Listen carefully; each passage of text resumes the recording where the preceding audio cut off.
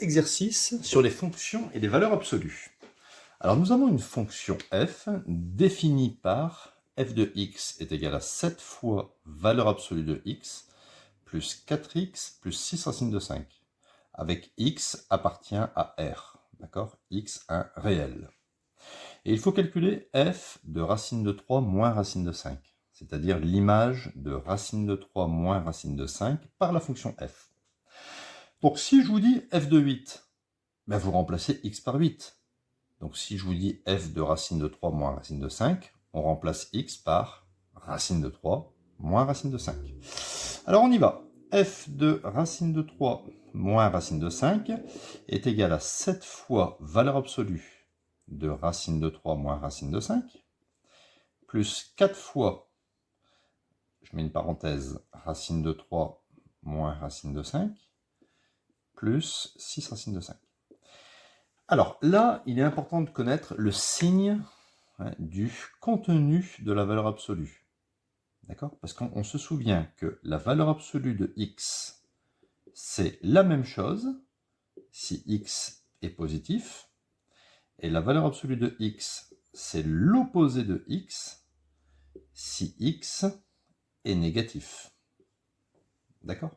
Donc c'est important de connaître le contenu le signe du contenu. Alors ici, on voit bien que ça sera forcément négatif, puisque racine de 5 est plus grand que racine de 3. D'accord, hein? Racine de 5, c'est plus fort que racine de 3. Donc imaginez, ici je vais mettre par exemple, je vais multiplier par moins 1 de chaque côté. Donc ça fait moins 1 fois racine de 5, ça fait moins racine de 5. Quand on multiplie par un négatif, on change le sens de l'inégalité. Donc ça fait moins racine de 3. Et si vous rajoutez plus racine de 3 de chaque côté, d'accord, donc ça fera racine de 3 moins racine de 5, sera inférieur à racine de 3 moins racine de 3, ce qui fait 0.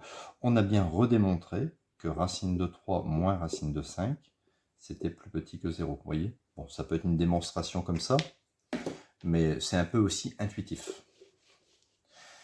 Donc, racine de 3 moins racine de 5, c'est négatif. Donc le résultat de la valeur absolue, ça sera l'opposé de cette quantité. Donc le plus, vous mettrez moins, et le moins, vous allez mettre plus. D'accord? Tout simplement. La valeur absolue d'une quantité négative, c'est l'opposé de cette quantité. Ici, je vais développer le 4. Donc ça fait 4 fois racine de 3. 4 fois moins racine de 5, ça fait moins 4 racine de 5, plus 6 racine de 5. Ici, je développe 7 fois moins racine de 3, 7 fois moins 1, ça fait moins 7 racine de 3. 7 fois racine de 5. Ici, ça fait plus 4 racines de 3.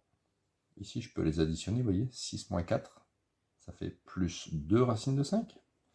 Alors, au niveau des racines de 5, on a 7 racines de 5 plus 2 racines de 5. Ça fait 9 racines de 5.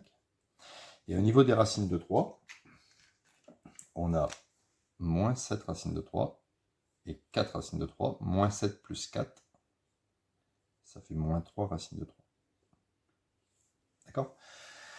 Ok, alors faites attention que si jamais je vous avais donné valeur absolue de racine de 5 moins racine de 3, là vous voyez bien que ça c'est positif, puisque racine de 5 est plus grand que racine de 3. À ce moment-là, le résultat de la valeur absolue va vous recopier la même chose. D'accord?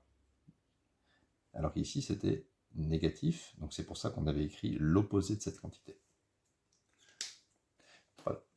Donc cet exercice est terminé.